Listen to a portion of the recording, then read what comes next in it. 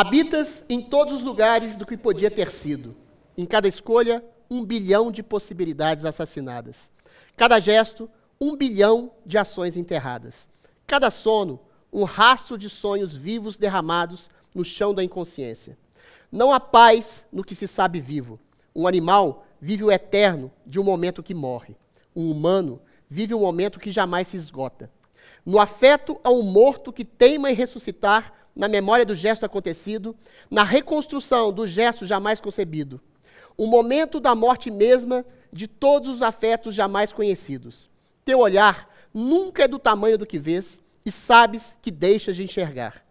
Habitas em todos os tempos que quase se passaram ao largo de ti, dentro de ti.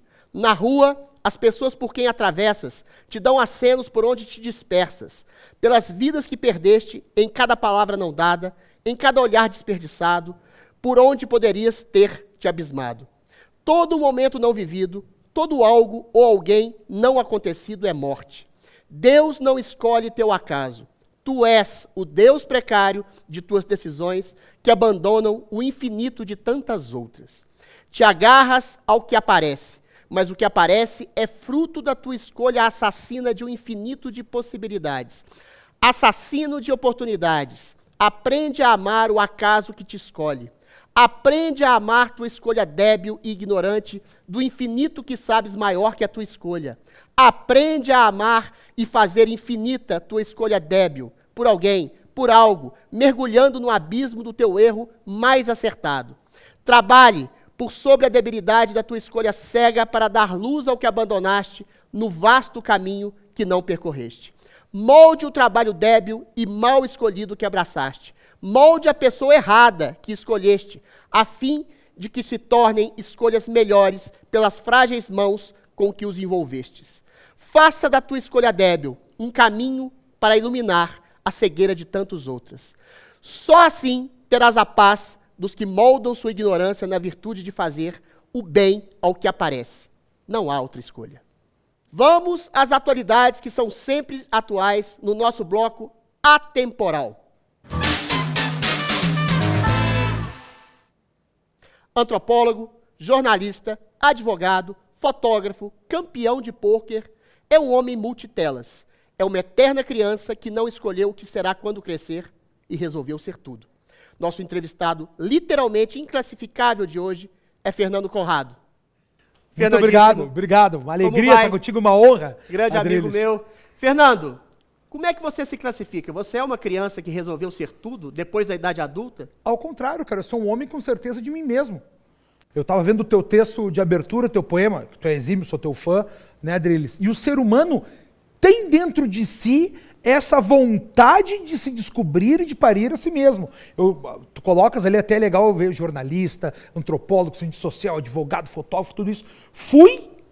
Abandonei essas vidas para percorrer outras, e aí eu me acho, né, me enxergo como um homem adulto, esse que é capaz de abandonar uma vida e começar uma outra do zero, e todas elas fazer todo o seu arco narrativo nessa jornada do herói, chamando a responsabilidade pela sua própria existência. Eu acho que é uma das grandes coisas que o homem faz aqui, quando eu falo homem, o ser humano, homem, mulher, né, todo mundo, é exatamente a gente não caminhar em rastros, criar a sua própria história. Dentre todas aquelas escolhas que tu falaste no teu texto inicial, tomar para si a responsabilidade de saber que está abandonando alguma coisa por outras escolhas, para buscar uma vida mais edificante, para buscar um crescimento pessoal, um aprimoramento existencial, e saber que isso é a própria vida, e que o mais bonito de tudo isso é gostar do caminho, admirar o caminho, porque esse sim é a verdadeira felicidade.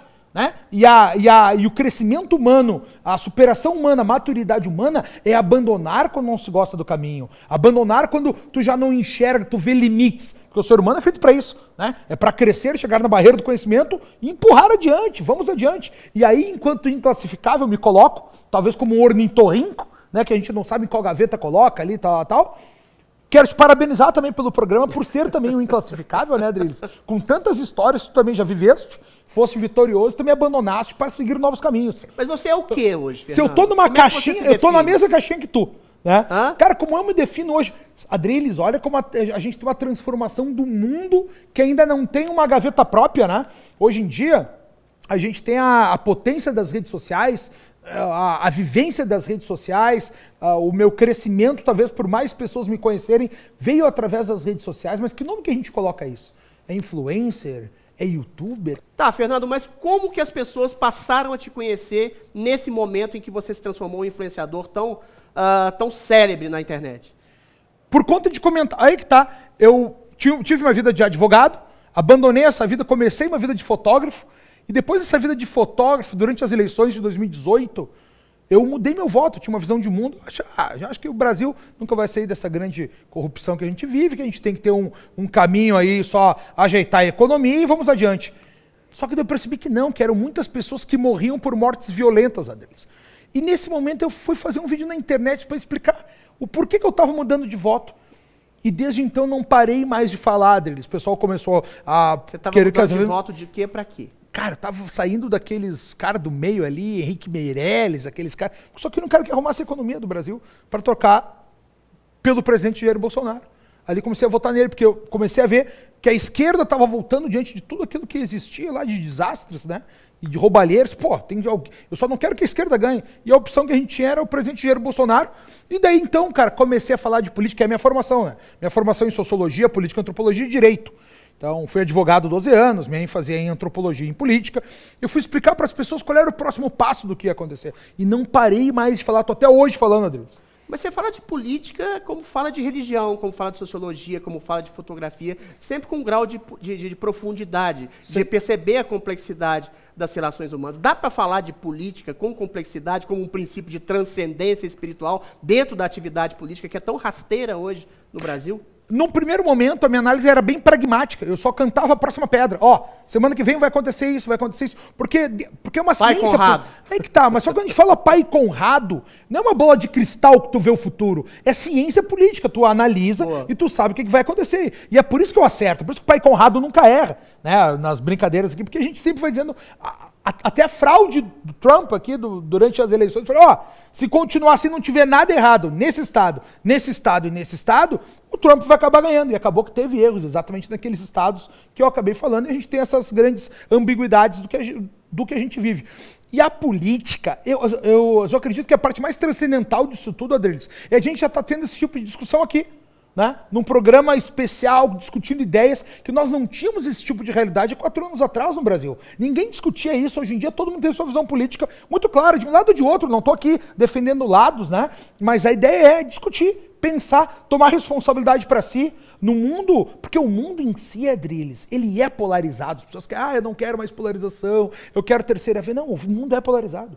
É o bem e o mal, o justo e o injusto, o belo e o feio. A vida é isso, e a transcendentalidade... Mas dá pra dizer que existe bem e mal de maneira tão arregimentada, tão dicotômica, tão cindida hoje no mundo? Existe uma guerra cultural no mundo entre bem e mal?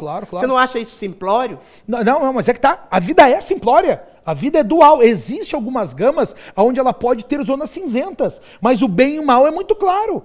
Mas na política dá pra dizer isso? A direita é o bem, a esquerda é o mal? Você não acha que isso é simplório? Não é isso que eu estou falando. Não é isso. Eu falei que existe o bem e o mal e tu toma essa responsabilidade. Muita gente pode achar que o bem pode ser a busca eterna pela igualdade. Muitas pessoas podem achar que o bem é exatamente essa luta pelo crescimento individual para que eu chegue na barreira do conhecimento e empurre adiante. Muita gente pode achar que o conceito de justiça é nós dividirmos tudo que nós temos por todas as pessoas. Muita gente pode achar que o conceito de justiça é exatamente essa busca por um crescimento. Que a gente pode fazer o mal com uma boa intenção. Isso aí sempre existe. O bem necessariamente precisa de uma apreensão maior da realidade. Essa é a discussão que nós temos que ter existencial. E é por isso que é bom nós termos a polaridade. Porque hoje em dia o mundo está muito insípido. O mundo está muito pasteurizado. Ninguém mais quer a briga, ninguém mais quer correr riscos, ninguém mais quer dor. A gente não quer mais um mundo catártico. E a catarse é a verdadeira felicidade. É quando tu supera um problema e a gente chega numa redenção. O que a gente tem que fazer agora nesse processo dialético, se nós estivéssemos falando aqui em termos aristotélicos, seria comparar essas ideias nesse momento para saber, tá, então qual é a melhor justiça? Qual é o melhor bem para a nação? É isso que a gente tem, que a gente está tendo a oportunidade de escolher nesse momento. Mas, Conrado, presta atenção. Desde os princípios dos pré-socráticos, chegando por Sócrates, a gente chegou ao princípio dialético socrático, que é a tese, um princípio, uma antítese, o contrário desse princípio, até chegar a uma síntese, em que as pessoas que estão dialogando chegam a um consenso em relação à verdade individual de um e verdade individual do outro, para estabelecer um princípio de um esboço de verdade absoluta. O que a gente vê hoje no Brasil e em grande parte do mundo são pessoas se degladiando o tempo inteiro, dizendo que você está errado e eu estou certo. Há alguma possibilidade de haver uma síntese dialética nessa guerra entre pessoas que se arrogam ser o bem e outras pessoas que se arrogam ser o mal? A bigorna da realidade. O mundo real faz com que todo o teu discurso tenha que ser colocado de maneira efetiva no teu dia a dia. Não adianta tu fazer um discurso, eu sou a favor de minorias ou de tal ou tal grupo coletivo. O que interessa é, na hora da decisão, se tu abre mão, se tu arrisca a própria pele pelos outros ou não, ou se tu só quer tuas vantagens pessoais. O grande problema que a gente vive no mundo hoje, Adriles, é que a gente não tem mais a noção do outro, esse caractere da alteridade, alter, né, com L lá, de saber quem é o outro, porque é na minha relação com o outro, Adriles, que eu sei quem eu sou. Se eu sou mais inteligente, se eu sou mais burro, se eu sou mais bonito, mais feio, se eu sou mais esperto ou mais insosso, se eu sou mais justo ou menos injusto, se eu sou corrupto ou se eu sou virtuoso. E é nessa vivência que a gente tem que descobrir quem a gente é. E no mundo de hoje a gente está cada vez mais individualista. Nós não temos, se a gente for pensar nos grandes males da modernidade, como a gente chama, que são esses últimos tempos da contemporânea, pós-Revolução Francesa, pós-iluminismo francês, esse momento que a gente tem que pensar quem sou eu no mundo. O principal mal que a gente pode ter aqui, e a tua pergunta inicial para mim foi acerca da transcendência, é a existência de Deus. Porque o Deus, independentemente de religião, tá? Nossa relação com as divindades, esse Deus era o eterno outro. Era ele que eu ouvia na hora do desespero, eu achar que eu não estou sozinho. O sentido da vida é o outro, né? Aí que tá, é o outro. Aí é que tá. É o outro e a gente não tem mais o outro na vida. E aí quando chega no relacionamento, tu tem uma lista de deveres, né? Eu quero que seja rico, bonito, inteligente, transe bem, tenha ambição, tal, tal. Cada um chega com as suas listas e se a sua lista não for completa nas suas relações, parece que é uma afronta pessoal. Se a pessoa tem ambições próprias, parece que o que ela quer, ela está infringindo uma cláusula pétrea da minha existência. E a gente vive num mundo com cada vez mais carência de pertencimento, que é onde as pessoas sofrem. É onde eles têm esse buraco existencial da qual eu não sei onde eu pertenço. E quando eu não tenho certeza de mim mesmo, porque a minha certeza vem da minha relação com o outro, se eu sou mais baixo, mais bonito, mais feio, como eu já falei para ti, quando eu não pertenço, eu tenho mais incerteza de mim, mais eu quero pertencer. E aí eu entro dentro de uma ação política, dentro do coletivismo, que são essas abstrações sociais, raça, sexo, gênero, classe social, na qual eu tenho que me submeter enquanto ser humano para participar dentro dela. Coisa. Mas, Conrado, note bem, você falou que a possibilidade de algo passa pela premissa do indivíduo, pela consciência do indivíduo. Mas no coletivo também o indivíduo não tem que se doar em relação à comunidade. Existe realmente, eu concordo com você, uma espécie de ditadura de uma opinião única, coletivista, que você tem que se integrar dentro de uma etnia, de uma sexualidade, de um grupo social, e você tem que se fazer pertencer, e você pertencer a esse grupo, e esse grupo às vezes coloca no lugar de vítima para poder massacrar os outros. Como é que se resolve essa questão dessa premissa de fazer uma apologia à sua individualidade, à sua liberdade, mas estabelecer que a sua liberdade está a serviço do outro. Sem o outro você não é nada. Dá para convergir o coletivismo à individualidade nessa equação, nesse diálogo que a gente tem hoje, que não se resolve de jeito nenhum? Na maturidade. Como? Exatamente. Porque eu sou eu e minhas circunstâncias, circunstárias, coisas que estão ao meu redor. Para eu poder, primeiro eu tenho que saber quem eu sou. Me relacionando com os outros, sabendo que eu sou bom, que eu sou ruim, que tem gente melhor que eu em alguma coisa, eu sou melhor em outras, eu tenho minhas limitações, está tudo bem, vou sobreviver nessa realidade. Quando eu sei quem eu sou, eu começo a transformar as coisas que estão ao meu redor. E quando eu começo a transformar as coisas ao meu redor, eu vou crescendo numa chancela de arriscar a minha própria pele pelos outros. Aí vem a responsabilidade do pai com os filhos, do homem com a mulher, com a sociedade. Isso não é você se sacrificando em nome do coletivo? Não é. Porque você fazendo tudo pelos outros, sua família, seu pai, seu irmão, sua mulher. Porque eu quero.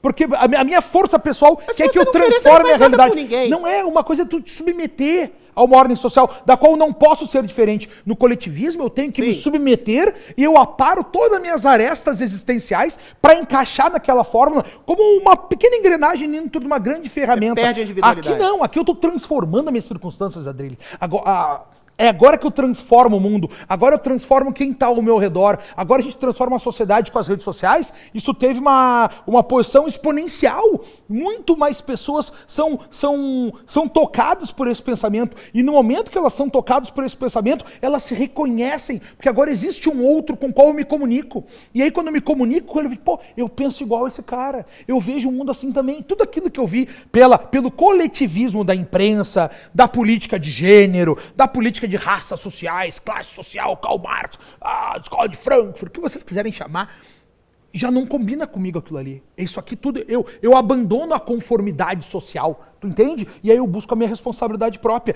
eu busco crescer e aí sim se transforma o mundo. É assim que a espécie humana se transformou desde a savana africana até os dias de hoje. Tá, você está dando um caminho maravilhoso para a humanidade. Mas por que então existe essa ditadura de um tipo de progressismo coletivista que está sobretudo incrustado nas elites, nos CEOs das redes sociais, nos chefes de jornais, nas instituições culturais? Por que esse discurso é tão fácil e palatável? E por que eles querem inocular esse princípio de coletivismo, de pertencimento à etnia, sexualidades, grupos sociais, etc., dentro de uma população que, em boa medida, rejeita esse discurso? Qual a razão desse discurso hegemônico, único, das elites que querem solapar as liberdades individuais hoje, Fernando Conrado? É bom que nesse programa nós vamos resolver os problemas da humanidade, Ótimo. né, deles, né? Vamos É essa a intenção. Tá, nós temos dois problemas. No que tu me pergunta, tem duas respostas, tá? Nós temos duas árvores aqui. Uhum. A primeira delas é essa ideia para o ser humano de achar que o futuro será melhor, que eu serei rico, que eu terei o corpo perfeito, que eu transarei com todas as pessoas possíveis.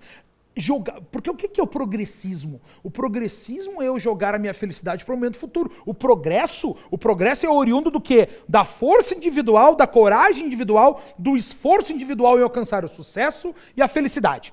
Um ser humano vai lá na barreira do conhecimento, empurra adiante e a manada toda dos humanos andam com ele. É assim que a gente cresceu, assim que o Einstein descobriu as coisas, que o Steve Jobs fez o iPhone, e assim que a gente foi adiante, tá? Agora, quando a gente joga essa ideia do progressismo, que tudo será feliz automaticamente lá no futuro, sem o meu esforço, sem a minha coragem, eu vou ser muito feliz lá no futuro. Só que as pessoas não entendem que esse homem do futuro já é tu mesmo. É tu que tem que te transformar, é tu que tem que parir a si mesmo. Para aí alcançar essa transformação, que vai transformar a ti e vai transformar o mundo. Resposta 1. Resposta 2. Vende muito mais para quem está carente. Quem é carente, é mais fácil, quem sofre, né? quem tem é mais fácil. Porque ele tem um buraco no peito. E quando tu não preenche teu buraco no peito com a tua existência, com o teu crescimento pessoal, tu preenche com coisas. Tu compra as coisas que tu não precisa, com o dinheiro que não tem, para mostrar para pessoas que não conhecem uma pessoa que tu não é. Né? Tu começa a sofrer cada vez mais porque tu não tem a bolsa de determinada marca, ou não tem determinado carro, ou tu não mora na cobertura mais alta da cidade. Não tem a habilidade de fazer ou ser quem você gostaria de ser. Não, tu nem pensa nisso, porque tu acha que vai ser automático no futuro. E aí tu sofre mais. Mas automático mais. De quem? Quem que vai te dar a sua felicidade? As pessoas acreditam o Estado, que o mundo as vai redes ser sociais, quem que vai dar? O Estado, aí que tá, essa é a visão da submissão do coletivismo, do progressismo ao coletivismo. Por isso que isso tudo está tudo arraigado. Porque quem é que vai te dar isso? É o Estado, é a sociedade que será mais justa no futuro, será mais igualitária no futuro. E se ela for mais justa no futuro, eu vou receber meu quinhão, do qual não batalhei para ter.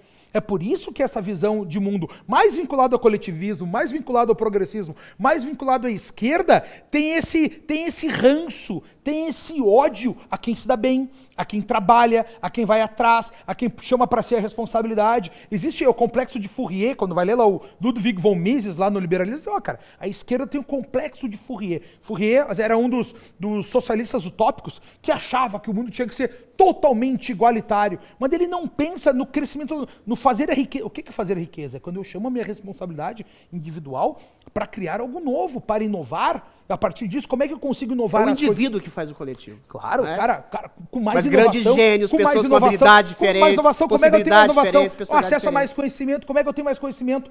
Com mais liberdade. Quanto mais livre o mundo, mais conhecimento, mais liberdade. Quanto mais segurança, menos liberdade. Você acha que Quanto esse o problema da ditadura boazinha e limpinha que a gente tem hoje? As pessoas oferecem uma grande segurança. A gente viu isso nessa crise sanitária do Covid. Sim. Mais segurança é menos liberdade, necessariamente, sempre. Tem uma regra, até quando tu tá pilotando, não sei, né? Eu também tenho uns cursos de pilotagem de carro.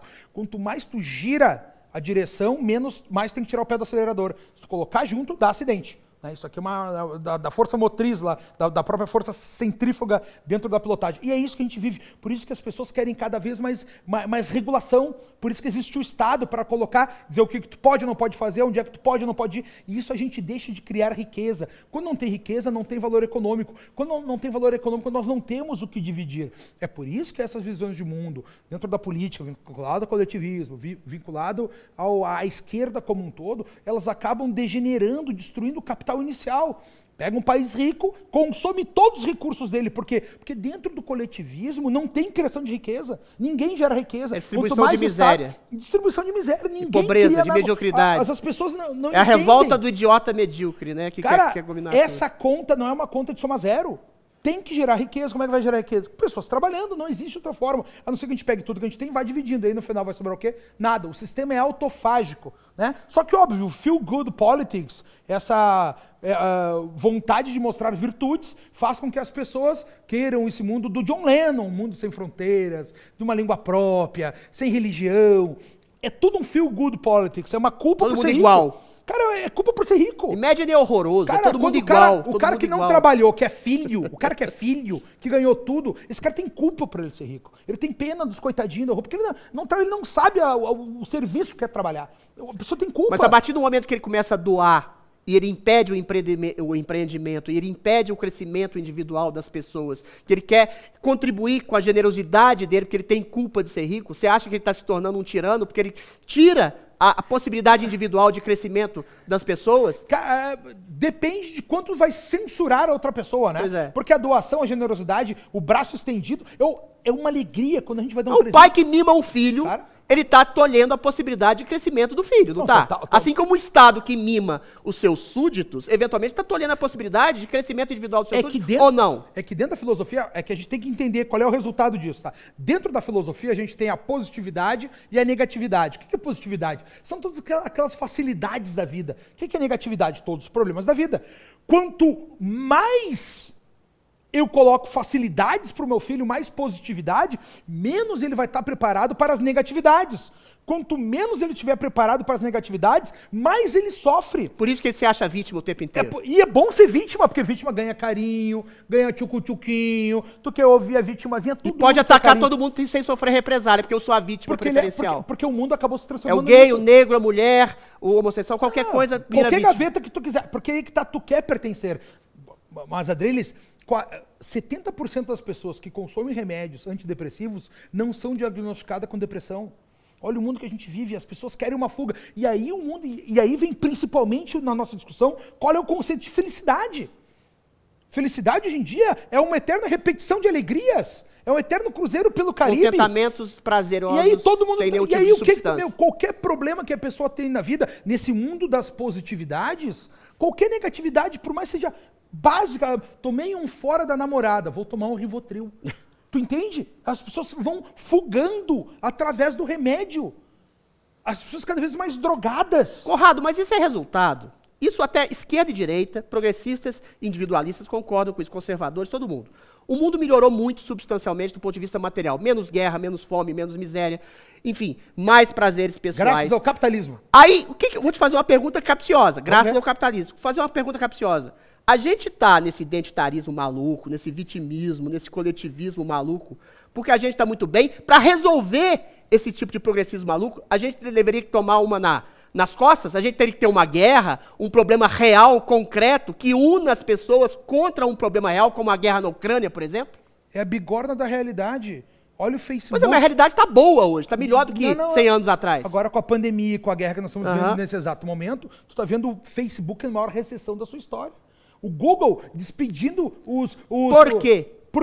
Porque a bigorna da realidade chama. O que é a bigorna da realidade? Destrincha é o momento pra que gente. tu tem que produzir resultados. Não tem mais ficar jogando videogame no Google, ficar de home office. Agora é todo mundo lá e quem não tiver é despedido. É isso que está acontecendo no mundo. O suicídio é a segunda causa mortes de jovens no mundo, Adriles. E ninguém enxerga. Maiores consumidores de ansiolíticos do mundo são mulheres de 40 anos. Por quê? Porque estão sozinhas. Sabe qual é o segundo público? Criança de 12 anos. Sabe por que os homens não tomam remédio? Por que as mulheres estão sozinhas? Porque se matam. 76% dos suicidas são homens. As pessoas não aguentam. O ser humano é o único bicho que explode a própria cabeça porque não alcançou seus sonhos. E aí, nessa facilidade total que a gente tem desse mundo Porque, cara, o que o capitalismo nos trouxe, tá? Nos trouxe a abundância. Antigamente as pessoas não tinham as coisas e agora a gente tem. O que antes era um luxo para todos nós, agora é uma necessidade. Te lembra dos telefones quando a gente tinha nos filmes lá? O cara pegava os ricos, né? Tinha um telefone no carro, puxava um telefone com fio no carro e ligava.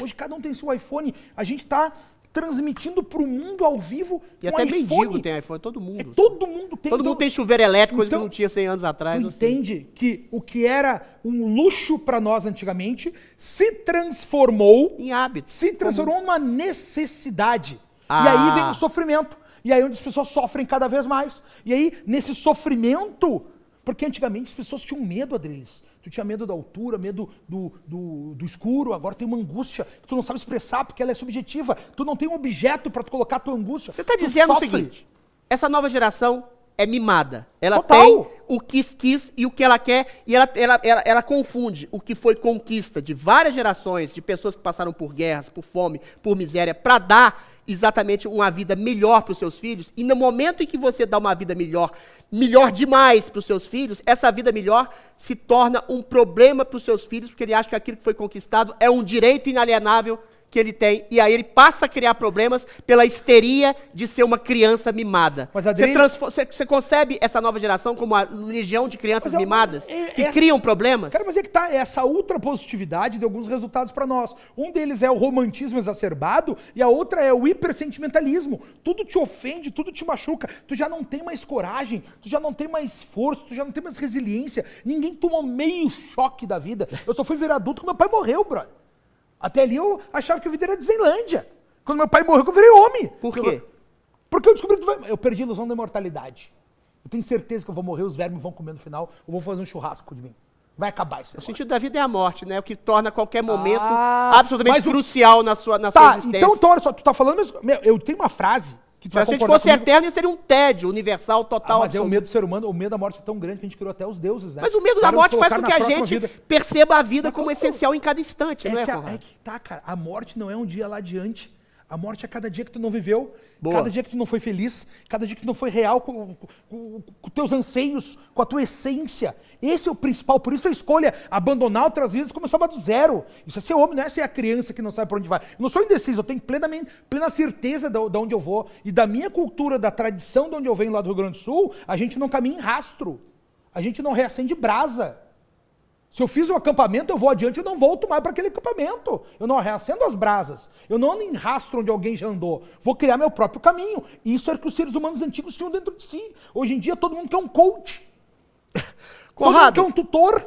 Que mundo é esse, Adriano? Conrado, eu tenho uma divisão, uma teoria divisória entre o que é o pecado original, que é um mito bíblico, né? Que todo mundo nasce filho da puta, todo mundo nasce canalha, todo mundo nasce sacana, mas homem é o lobo do homem. Pode apreender, pode chegar a uma acesse espiritual, inclusive chegar a ser santo, ao perceber que o outro também é um sacana, é um filho da puta, miserável como a gente, e você tirar o sujeito da miséria humana, estender a mão, percebendo que você também é miserável, e nessa comunhão entre duas ou mais pessoas, estabelecer um elo de afeto e melhorar você e a pessoa que você ajuda através da sua ajuda. O contrário disso, ao meu ver, é a teoria do Rousseau do bom selvagem. Sim. Eu nasço bom. E aí é um problema, o sujeito que já nasce, que acha que é bom, é mau. E o que me corrompe, o que ferra com minha vida, é a sociedade que me corrompe.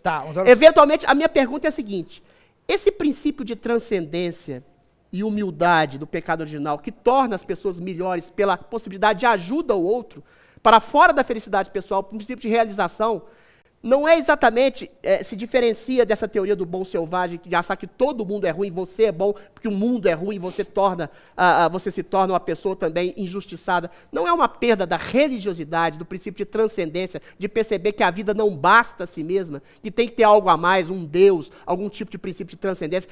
Essa esquerda identitária, tão vitimista, não é fruto da falta desse princípio de transcendência, de achar que a matéria é o altar que a gente tem que se colocar, o altar dos prazeres individuais, imediatamente satisfeitos de culpar o outro pela sua miséria pessoal. Cara, tu é um gênio, né, Adriles? Não, eu fiz uma Cara, pergunta. não, tu é um gênio e conseguiu fazer uma pergunta dessa, com essa formulação fiz genial. uma pergunta. Eu vou tentar responder. Não, agora vamos voltar para o nosso assunto aqui. Sabe que o Rousseau nunca escreveu o Bom Selvagem, né?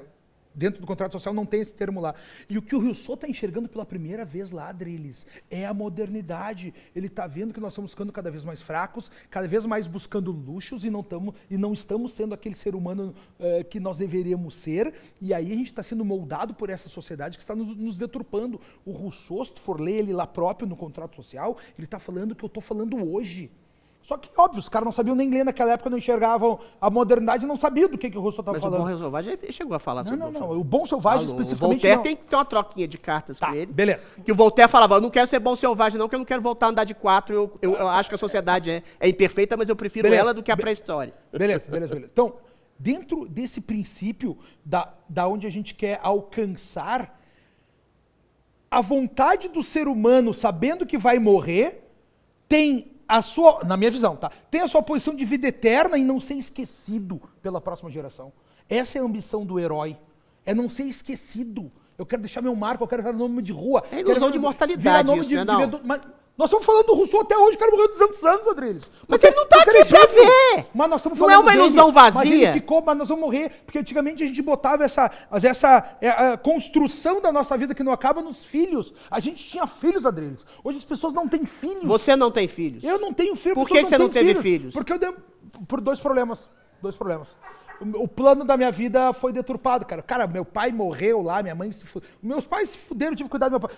Eu não troquei fralda de criança, troquei do meu pai e da minha mãe, Adriles. Cortei o cabelo do meu pai, cano de Você câncer tornou seus lá. pais seus filhos. Eu tive que fazer, daí deu um probleminha. Mas depois resolvi meu problema. Meu problema está resolvido hoje. Estou no processo, né, achei uma fêmea lá para casar e ter filhos, que é o objetivo, porque antigamente tu tinha filhos, cara. Tu fazia para os outros, tu queria ter material, queria ter terras para dividir com teus filhos. Hoje ninguém tem nada. Todo mundo mora de aluguel, fica no Airbnb, anda de Uber, ninguém tem porra nenhuma, ninguém produz. Todo mundo troca de trabalho, não se submete a nada. Eu não gostei desse trabalho, eu vou largar. Aí meu chefe é chato, eu vou largar. Fraco. Conrado, você já largou de trabalho Fracos. 1000 vezes, Eu Conrado. troquei, eu mudei de vida do zero.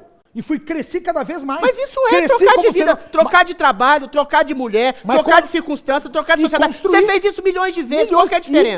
E construindo, ficando melhor, me aperfeiçoando. Não foi recuando. Aí vou voltar pra lá que é mais confortável. Mas você mudar que de eu tô trabalho com não é medo. recuar. Mas eu entrego o resultado. Qual que é a diferença de voltar atrás ou você ir em frente? Resultado. Pega resultados que eu tenho. compara com Você resultados trocou outros. de vida porque você fracassou em outra vida ou que você queria Só mais? tive sucesso, eu queria mais.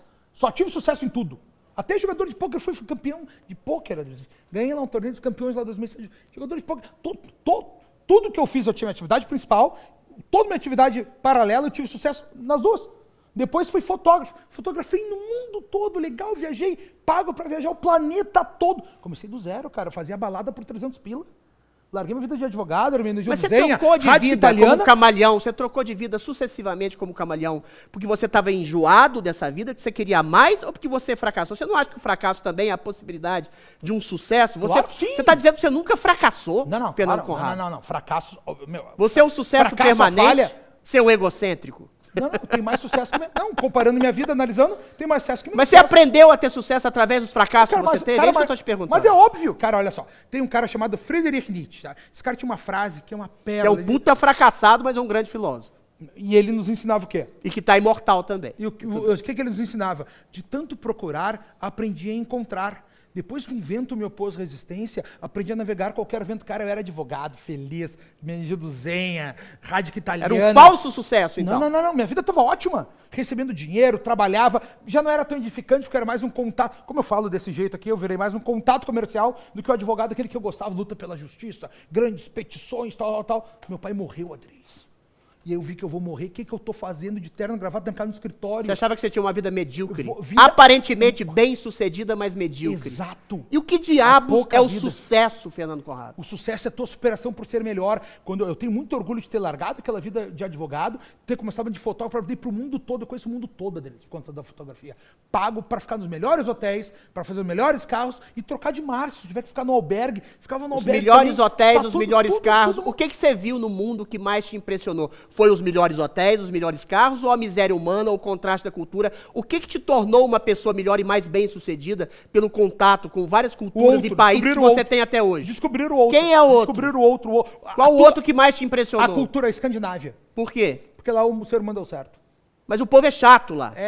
Alguns são, mas O povo se suicida por qualquer coisa. É porque o progressismo caminha muito. Mas o ser humano, enquanto sociedade, lá os caras deram certo, Adriles. Mas é chato. Você prefere uma cultura chata, anódina, entediante, ou uma cultura caótica como a brasileira, que as coisas não dão certo, mas as pessoas têm uma alegria meio obtusa que a gente não sabe por que de viver? Eu prefiro fazer tudo, Adriles. Eu prefiro ir lá e pra cá. Ninguém pode ser tudo ao mesmo tempo, sua criança mimada. Não. Quem é você? Se define. Eu tomo minha responsabilidade pra isso. Esse ano, meu amigo, só esse ano, e tô trabalhando igual, produzindo igual, ganhando dinheiro igual. Já fiz Escandinávia de novo, Alemanha de novo, Portugal de novo, Israel de novo, Grécia de novo, Itália de novo, falo um monte de língua, me dou no lugar, sou gordo de experimentar as comidas. Vou falar, mas vamos ver se isso aqui é bom mesmo. Vamos ver se isso aqui é bom mesmo. Essa é minha vida. Eu escolhi, pago um preço, pago. Podia ter uma outra vida, não.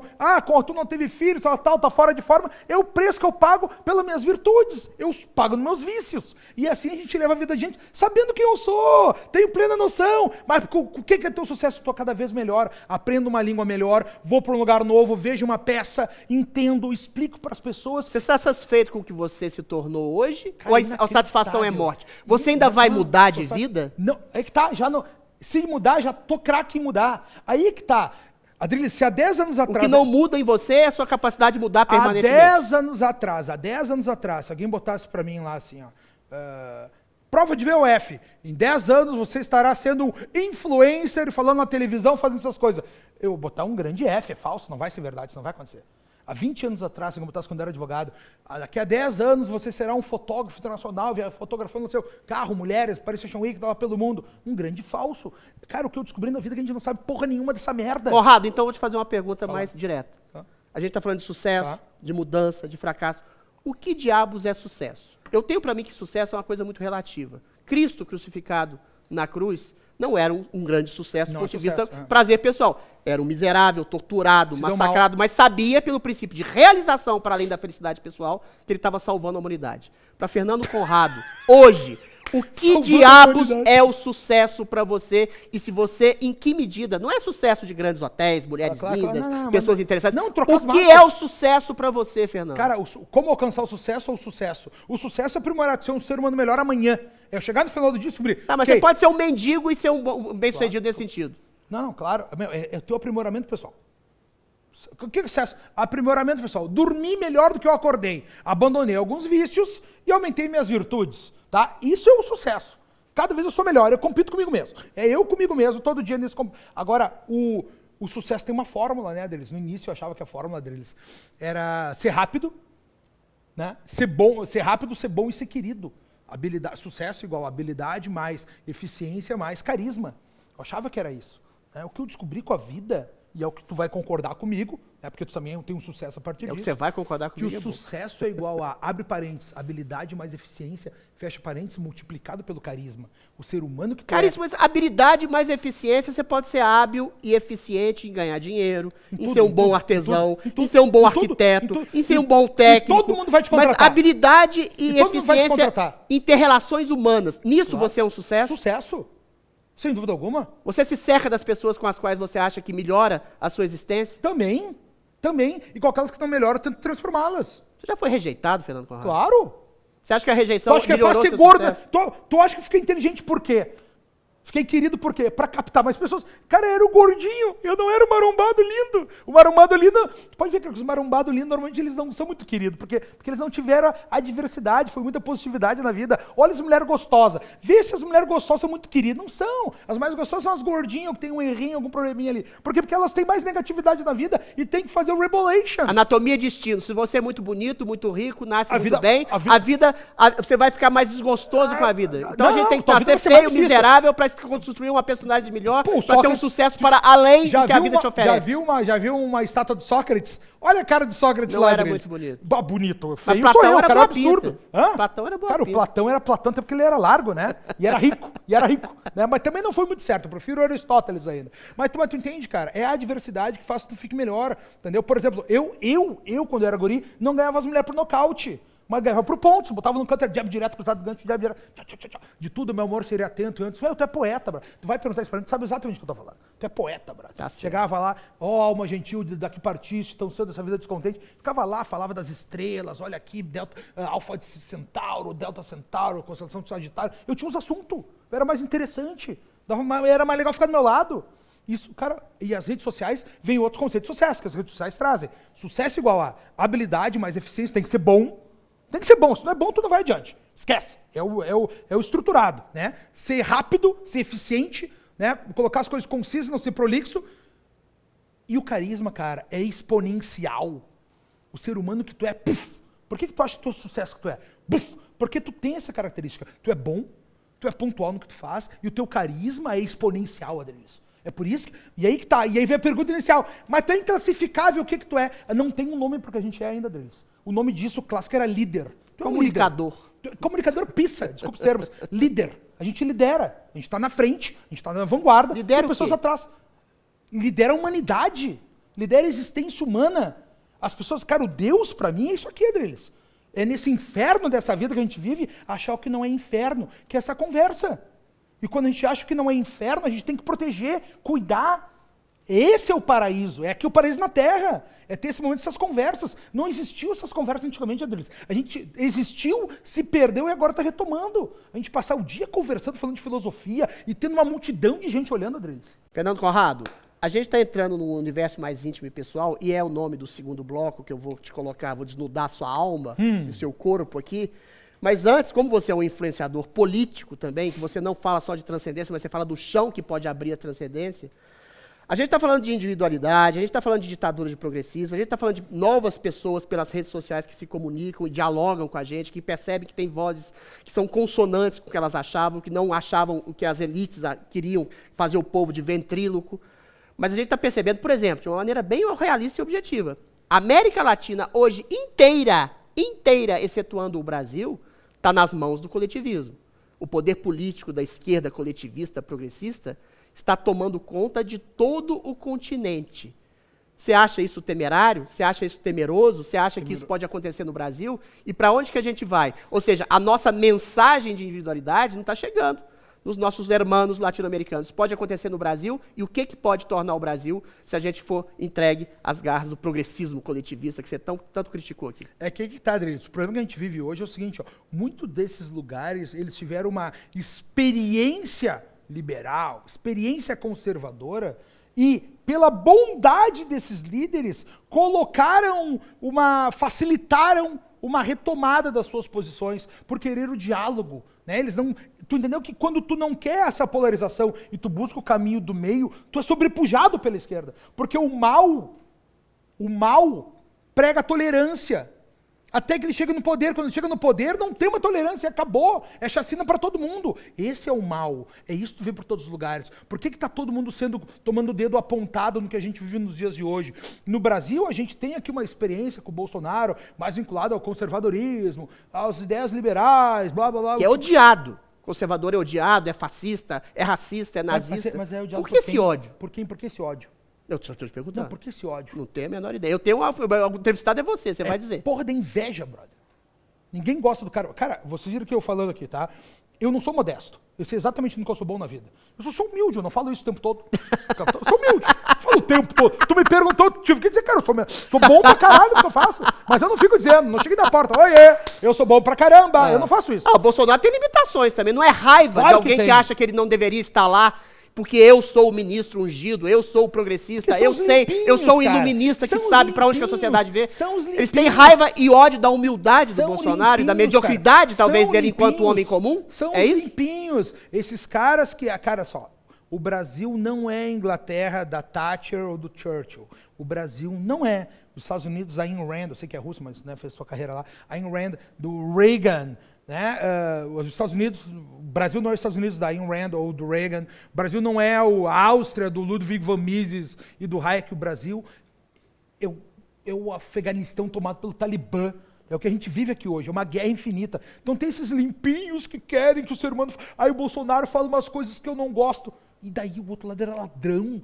A gente tem que ter noção desse tipo de coisa. Mas o outro lado tem um discurso que é palatável às pessoas, aos Claro juízes, que é. aos intelectuais. Claro que Por quê? tu vai ganhar, que tu vai... Mas é que tá. Aí a gente tem... o discurso é mais palatável numa promessa. É aquela história. Se os porcos soubessem, né, que na sala do lado o homem da lavagem tá matando os porcos, ele votaria no cara da lavagem igual. Sabe a frase que eu tô querendo falar agora? Agora eu me confundi da frase aqui na expectativa. Porque as pessoas querem a promessa da vida melhor. As pessoas gostam de religião, Adriles.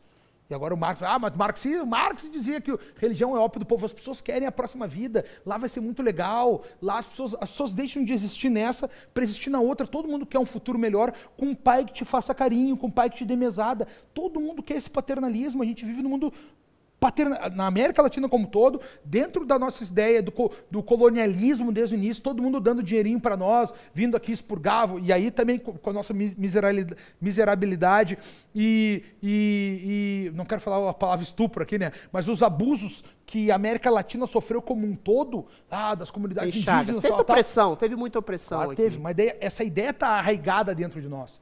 Quando essa ideia está regada dentro de nós, tu quer que venha um libertador da América, né? Um Simão Bolívar, um São Martín, tu quer que tenha essa pessoa que vai nos salvar no cavalo branco. Muita gente acha isso do presidente da República. Pois é, isso que eu ia te perguntar. Né? Tem muita gente que acha, inclusive do outro lado, lado, da direita conservadora, acha que o Bolsonaro é o Napoleão Bonaparte do cavalo branco. As pessoas não enxergam, não entendem que não existem santos. O homem é o lobo do homem.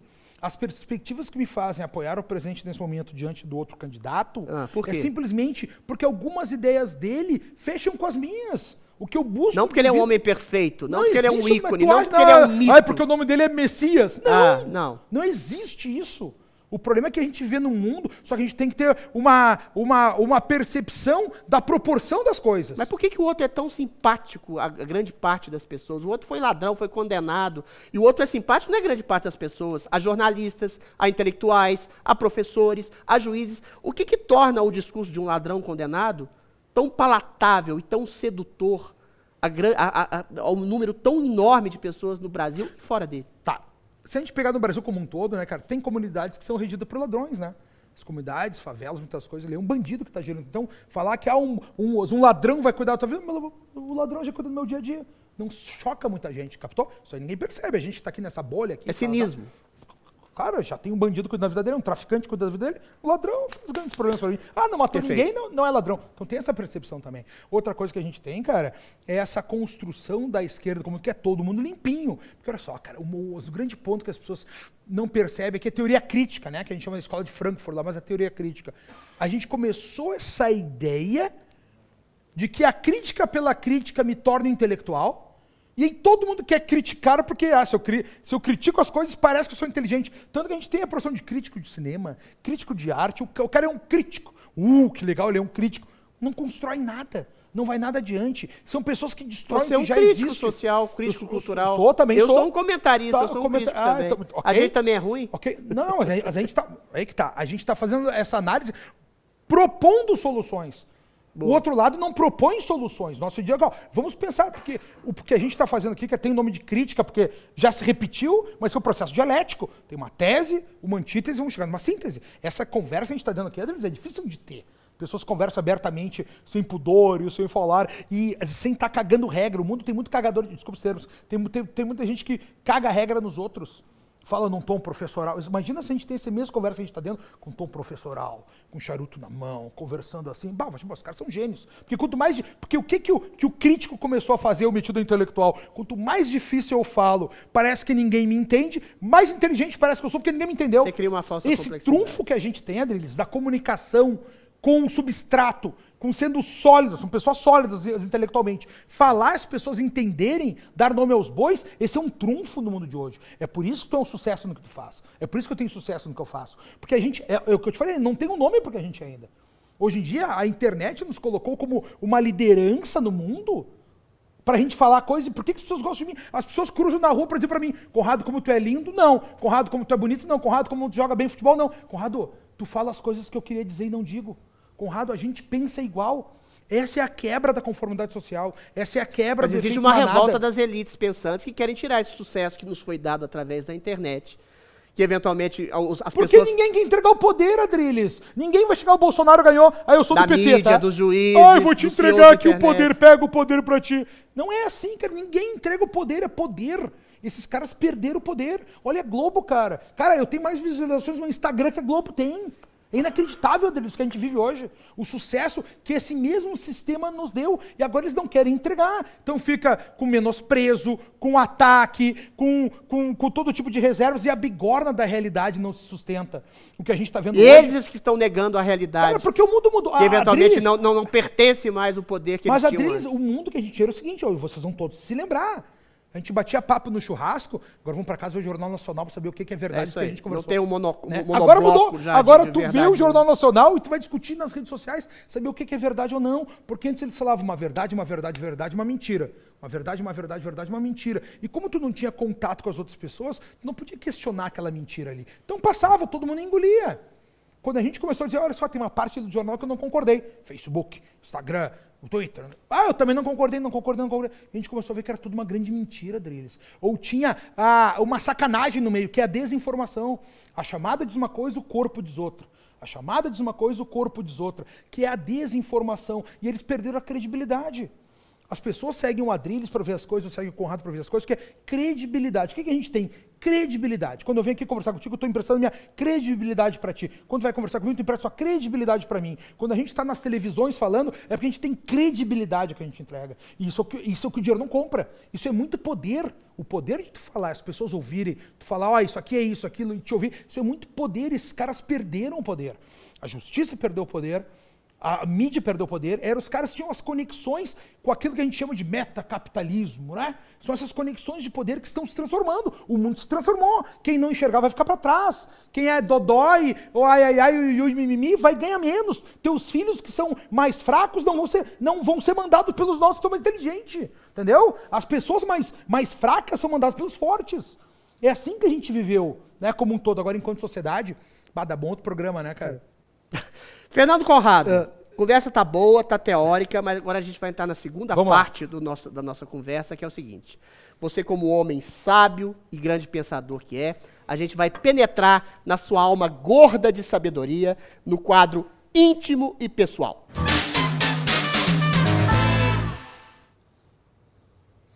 Conrado, a gente tá falando muito de sucesso. Querido, você já broxou? Me conta um grande fracasso da tua vida e como esse fracasso alimenta o seu sucesso. É ruim de ficar velho, né, cara? Eu tô ficando até careca já, Adriles. Você ficou broxa, Conrado?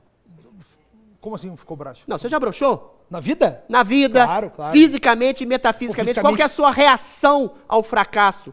Enfim, o que é pior para o homem? É a morte ou a impotência sexual? O que você tem mais medo na sua vida, nesse sentido? De que fracasso é pior para você? Tô pensando agora, cara, sobre a morte, né? Porque como a morte é cada dia que eu não Porque vivi... existem mortes em vida. Hã? Existem mortes em vida, muitas.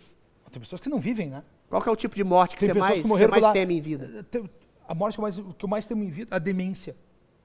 Ficar louco, cara. Perder a consciência. Perder a consciência. Isso eu acho que mais me doeria. Daí pode pagar. Perdeu a consciência, pode pagar as máquinas. Tem problema. Você já broxou, Conrado? Já. Na vida? Na vida e no sexo, Conrado. 43 anos, cara. 43 anos, cara. 43 anos, né?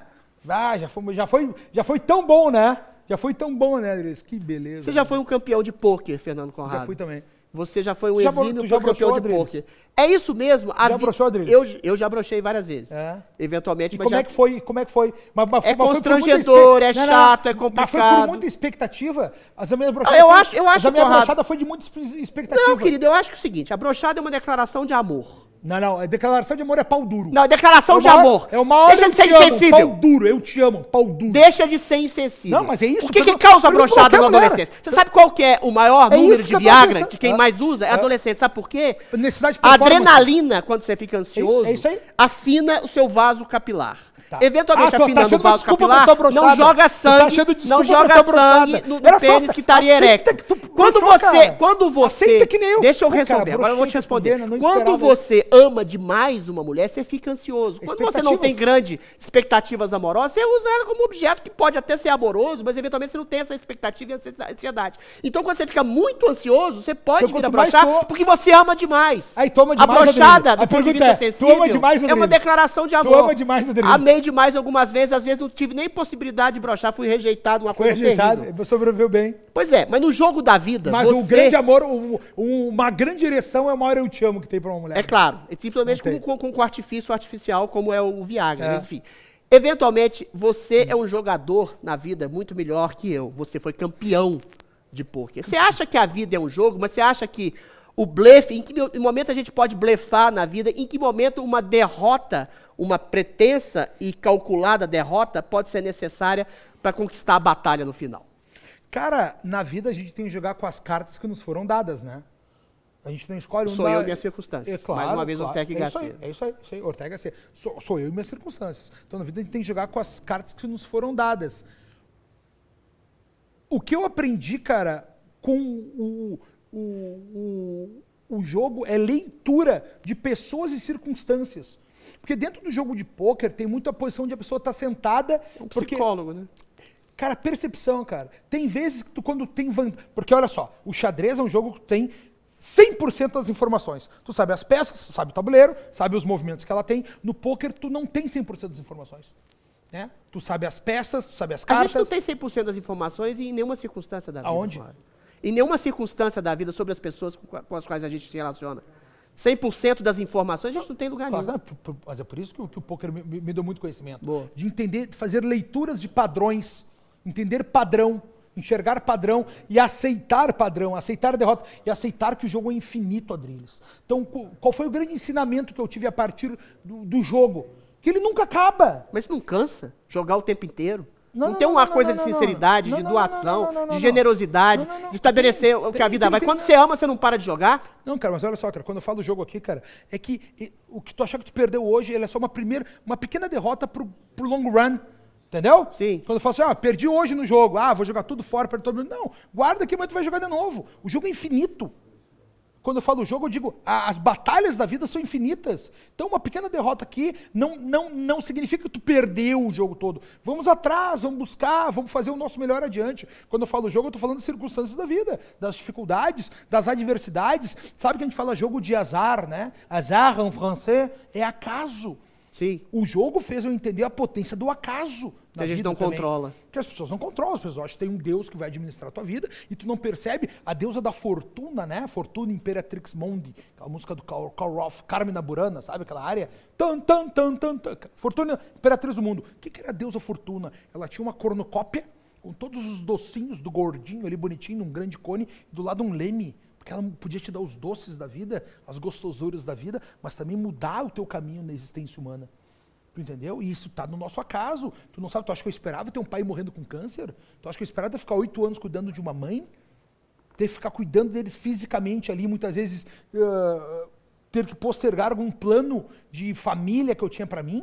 A vida foi outra deles. Eu não esperava isso aqui. Mas tá sendo a mais linda das viagens, cara. Pois é, você falou isso, você voltou a tocar nesse assunto, que você perdeu seu pai, que você começou a viver, mudou a ótica da sua vida. Eu queria que você aprofundasse um pouco com isso. Você tem uma mãe também que teve vários derrames, vários problemas de saúde. Você falou que você não teve filhos e de alguma forma você se tornou o pai dos seus pais, né? A gente vive uma geração hoje que os filhos querem tudo dos pais, não ligam para os pais. O que aconteceu com essa geração e o que aconteceu com você para ter mudado de vida a partir do momento que você concebeu e percebeu a fragilidade da vida através da morte do seu pai e através da doença da sua mãe? É que tá, cara, nesse momento ali com o pai eu aprendi que eu perdi a ilusão da mortalidade.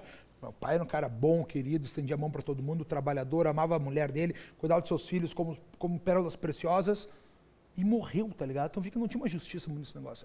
Então nós vamos morrer e aceitei a... Não há justiça na morte. Não há justiça na morte. Então vamos parar com esse papo furado. Vamos parar com esse papo furado. Aí não tem depois. Eu não acho que eu vou morrer, vou encontrar meu pai. Não, morreu, acabou. Do caralho, vamos aproveitar esse negócio. Você é ateu? Não, eu acredito que Deus existe e Ele me ama, eu sou filho preferido dele. Você acabou de dizer que você nunca mais vai encontrar seu pai, que não existe alma, que não existe vida eterna. Que tipo de Deus você acredita? Nisso aqui, Adriles. Isso aqui é o que é o Deus. Isso aqui é o Deus, ó.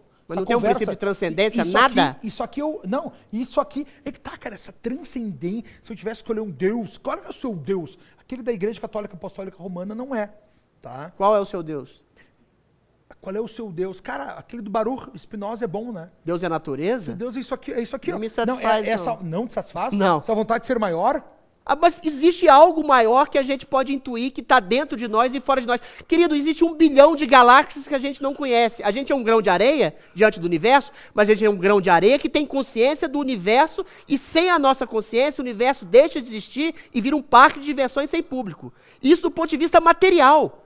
Do ponto de vista da transcendência não existe nada. Por que existe algo em vez de nada, Fernando Conrado? Não, tá. Isso não é Deus? Não, olha Por só. que existe? Por que a gente existe? Cara, Pra quê? Por quê? Tá, olha só. Aí é muita romantização da vida. Não é romantização, isso é realidade. É Isso romantização. é realidade, cara. Existe 1 trilhão de galáxias que nunca vai conhecer. Romantização por quê? Esse papo daí... Que papo o quê, Fernando Conrado? Ouve, cara. Vou te estapear. Ouve. Eu posso fazer aqui a mesma propaganda do outro lado, que aqui é uma conexão de Não é estrelas. outro lado, é e perceber o conceito que existe de alguma tempo, coisa além você não disso tem que aqui, ó. analisar que não existe o antes ou o depois, em termos universais. Eu posso, cara, nós vamos perder ficar 6 dias. E essa grande masturbação que a intelectualidade nos Caramba, passa. isso não é Nós masturbação, perdemos isso é um você princípio perder de realidade. Perder tempo. É a Não, primeira princípio de pergunta transcendência. primordial da filosofia. Por que existe algo em vez de nada? Você dizer, Deus é essa nossa relação, beleza. Mas eu acho que isso não basta. Se você, eu não acredito em você como ateu e agnóstico. Eu não acredito em ateu. Se você não acreditasse em alguma coisa maior que você, você daria um tiro na sua cabeça. Eu sou o filho preferido dele. Deus existe, ele me ama, eu sou o filho preferido dele. Eu acho que todo ser humano tem que pensar assim, como eu penso. Eu acredito que tu pensa assim. Tu é o filho preferido de Deus, eu acho que sou. Agora, eu não tenho princípio religioso, Adriles. Se eu acho que o Jesus Cristo, lá que há 2000 anos atrás, um Deus caminhou na Palestina... Você sabe o que é religião? O sentido etimológico, religar religar os pontos entre as pessoas, a comunhão entre as pessoas. Religar os pontos através de um princípio de transcendência, de moralidade, de bondade, de misericórdia, de compaixão, que a gente pode chamar de Deus. Claro! Já leu a Bíblia? Todo mundo Cara, já leu. a primeira parte da Bíblia eu acho muito incrível. Deus era muito louco, né, meu? Mas você vê a Bíblia como mitologia. Deus criou o Kilimanjaro, criou o complexo de Golgi, as mitocôndrias, criou as plantinhas da Amazônia no escuro, brother. Porque só depois ele fez a luz, né? Primeiro ele criou o céu e a terra, depois ele fez a luz. Fez no escuro os negócios. Cara, era gênio, meu. Esse Deus era gênio. Tá, meu, é gênio Deus que criou o universo ou gênio a pessoa que intuiu a possibilidade da existência de Deus e criou Deus à imagem e semelhança da possibilidade da perfeição humana? O ser humano é um bando de medroso, bando de cagão, não vive a sua vida, quer ter mais uma vida na outra. Na minha próxima vida eu vou ser chefe de cozinha. Na minha próxima vida eu vou ser médico, teu bunda mole. Tu não fez nada nessa tua vida, tá deixando tudo pra outra. Seu bunda mole, seu fraco. Os caras foda na vida venceram, ganharam, e saíram com as melhores mulheres, beijaram uma na boca, tomaram o melhor vinho. Esse cara viveu. Ô, esse seu cara ateu escreveu os maldito. melhores Isso é uma distorção. Isso é uma distorção. Fazia churrasco. Isso é viver. Isso é uma distorção da religião e do princípio de cristianismo. Que Deus fala, o reino de Deus, o reino dos céus é aqui agora. Se você for um bom homem, você pode merecer uma vida melhor, tanto no céu quanto aqui na própria terra, pelo princípio de realização. O céu é aqui. O céu é perceber que eu estou fazendo algo pelo Conrado e o Conrado está fazendo algo por mim. E isso é o reino dos céus. É perceber que o Conrado me ama e eu amo o Conrado. É isso. Tá vendo? É o que eu Isso tô dizendo. Isso é Cristo. A transcendência. Isso é Deus. Cristo, não. Lógico que é. Calma. E se eu morrer eu encontrar com o Conrado ou o pai do Conrado no reino dos céus, é maravilhoso. Vamos aproveitar que vou ter esse papo aqui. Você é um ateu materialista, pelo amor de Deus. Não sou, cara. Adrilis, quer algo mais transcendente que essa nossa conversa? Isso é a transcendência, Adrilis. É a possibilidade. Não, isso aqui é a transcendência ao vivo acontecendo. Isso aqui é a transcendência, essa conversa, essa... Cara, quem tá assistindo tá, pô, mas esses caras são muito loucos conversando e estão entendendo o que é melhor. Eles estão assim, pô, mas eu entendo o que eles dizem. Essas dores que a gente tem, essa é a transcendência. Se existe um Deus, cara, olha só, a minha fé, eu dizia que a minha fé, ela era bipolar, né? Porque às vezes acreditar, às vezes não. É mais esquizofrênico. Mas agora eu mudei, cara, que a minha fé, ela é estoica. Ela espera o melhor, mas prepara pro pior. Se tiver outra vida... Mas Cristo era um estoico também. Se tiver uma outra vida, eu vou pro céu. Porque eu não roubo, não mato, e honro meu pai e minha mãe. Fernando, você falou que você adotou seus pais, que você adota seus amigos. Agora que você está casado, eu vou te fazer uma pergunta simples. Casei só para ter filho. 2 perguntas. Casei para ter filho. Você vai ter filho. Para tirar prole. A segunda pergunta. Prole. A gente está vivendo num mundo de gente mimada, de gente medíocre, ressentida, vitimista. Se seu filho for um idiota, você vai amá-lo? Se for um idiota? É. Idiota, tipo, nasceu idiota? Não, idiota, vitimista, progressista, coletivista. O meu objetivo é fazer o meu melhor para que ele não sofra isso. Como? E se ele for um idiota que você não admira, você vai amá-lo? Fodelança controlada é o nome disso. Meu pai e minha mãe me deixaram me fuder controlando minhas fodelanças, entendeu? E a gente começou a ficar mais machinho na vida. Porque tu teve, né? Tu foi criado se fudendo um pouquinho mais. Hoje as pessoas não são criadas. Meu, quero eu, tomara que eu não pague pela boca, a língua é o chicote da bunda, né? Quero eu que eu consiga tratar meus filhos, e esse é o poder da tradição, tu quer ter uma mulher meio parecida como tua mãe era, ser um cara igual teu pai era, e criar teu filho como tu foi criado, é isso que a gente procura. Se eu conseguir criar meus filhos como eu fui criado, nós vamos levar uns gurizinhos bons, guris que vão... E se ele for um idiota? Você vai continuar a amá-lo? Cara, mas eu vai tentar, claro você acha que o amor é uma ação sim, permanente claro de educação? Sim, claro que sim, porque é tu mesmo, é a tua perpetuação da espécie, essa é a vida eterna, é o filho. É óbvio que sim, esse é o sacrifício do amor. Esse é o sacrifício do amor, claro. É você amar a pessoa sem exatamente claro, querer construir um ideal em cima dela, não, mas eu não tenho as ideias. Isso é religioso, isso é Deus. Não, mas que Deus, porra nenhuma, isso é a porra do DNA, é Deus de genética. Deus tá na genética. É o mesmo Deus que eu acredito. Deus tá na genética, é só o que eu acredito. Toca aqui. Essa é a minha visão. Por que existe algo em vez de nada? Só essa. Ah, não, mas daí Deus. vai ser 3 dias Deus está aqui. entre nós. Vai ser 3 dias falando aqui, Adriano. Venci o entrevistado, a gente termina. Fernando Conrado, te agradeço imensamente por ter vindo, obrigadíssimo. E agora, queria que você fizesse uma última pergunta, porque a gente subverte esse programa, você tem que fazer uma pergunta para o entrevistador. Pô, a pergunta que eu fiz é se tu já tinha broxado e tu foi lá para uma discussão amorosa, que era o que eu já fiz ali antes. Adriles, a pergunta que eu quero te fazer é, como é que tu criou o teu eu lírico? Como é que enxergar uma vida através do lirismo? Como é que é enxergar...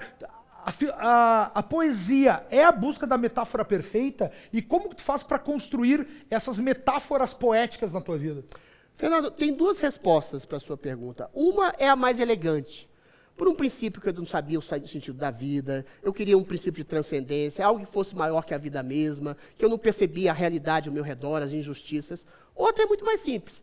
Eu era baixinho, feio, vesgo, cabeçudo, sofria bullying na escola, tinha um pintinho pequenininho, e eventualmente eu fui para a literatura. Aí abracei Dostoiévski, abracei Fernando Pessoa, abracei Baudelaire e me tornei um literato e escritor, porque a minha vidinha miserável não comportava os ideais que eu tinha. Simples assim. Pergunta número 2. Ah, tem 2? Não, porque agora eu vou te entrevistar. Cara, engraçado, cara, que nessa mesmo sofrimento humano aí, né? O sofrimento de não ser o alfa, de não ser o alfa lá. Cara, minha base é a mesma, cara. É o Dostoiévski, e o primeiro que eu li foi Noites Brancas, muito romântico, né? Não era essa parte psicológica, muito romântico.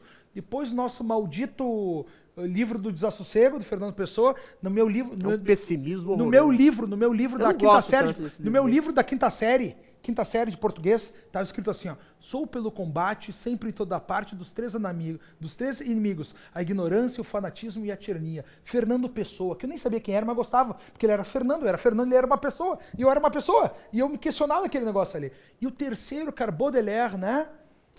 Tem Enivrez-vous, embriague-se, né? Il faut être toujours ivre. Mais de quoi? De vin, de poesia ou de virtude, votre réguise. Mantenha sempre embriagado, mais do que de vinho, de poesia ou de virtude, a tua escolha. E essa é a vida, cara, que nós nos mantenhamos sempre embriagados de vinho, vai se de poesia e de virtude. Isso é um poema vivo, Fernandinho. Muito obrigado pela entrevista. E conviver contigo é uma aula, Adriles. Tá bom, conviver contigo é uma aula. Queridos, agora nessa toada da pergunta reversa do Fernando Conrado, agora você faz a pergunta. Pergunte ao Adriles.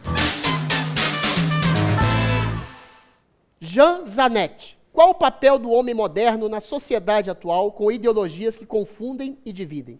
Querido, o papel do homem moderno na sociedade, tanto atual quanto em qualquer outra parte da história humana, é não se submeter a nenhum tipo de ideologia, você perceber e aprender com a realidade.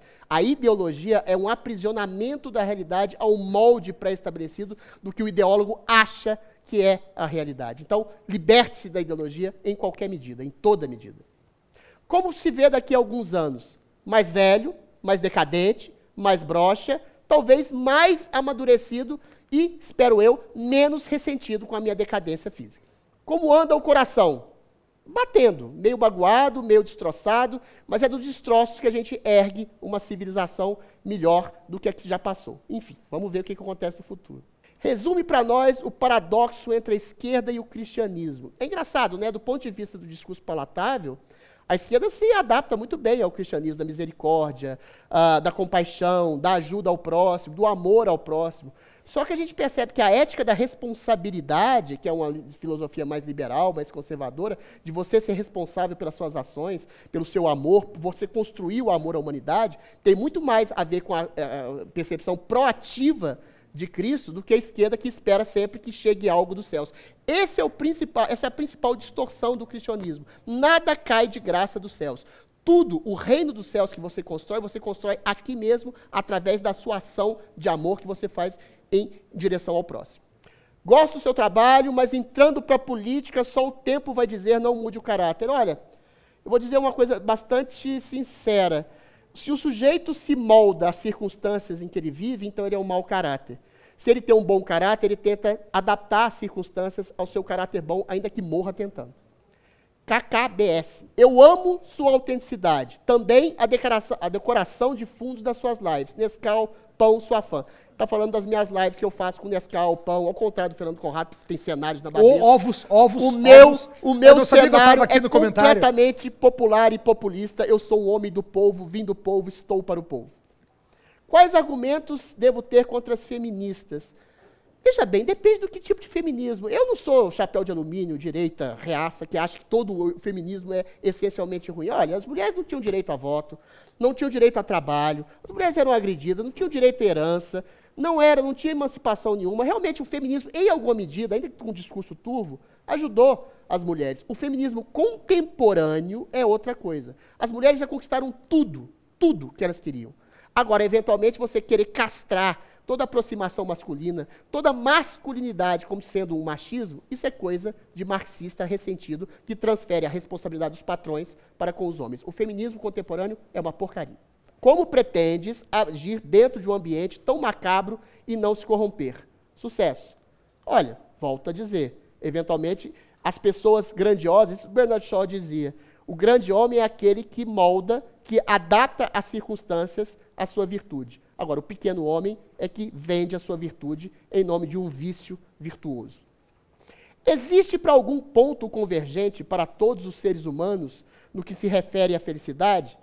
Eu acho felicidade coisa de gentinha, sinceramente. Eu acho melhor o conceito de realização, que eu sempre falo aqui. Um homem que gera prazer para o outro, um homem que gera a satisfação de um sentido de vida para o outro, para um filho, para um amigo, para um pai. Um homem como Fernando Conrado, que adotou os próprios pais como se fossem filhos, esse é um homem que encontra esse princípio de realização. Às vezes você está mexendo com uma fralda geriátrica cheia de merda, você está sendo feliz, contente? Não. Mas você está percebendo que você está fazendo a sua tarefa que foi lhe dada por Deus no universo. Bom, o Inclassificável dessa semana acabou. Não se esqueça de mandar suas perguntas para o nosso programa. Algumas serão selecionadas e todas respondidas aqui. Me siga nas redes sociais, meu nome é Adriles Jorge com 2 L's, Adriles R. Jorge no Twitter e Adriles Jorge com 2 L's no Facebook e no Instagram. Te vejo na próxima semana. Até breve, até sempre.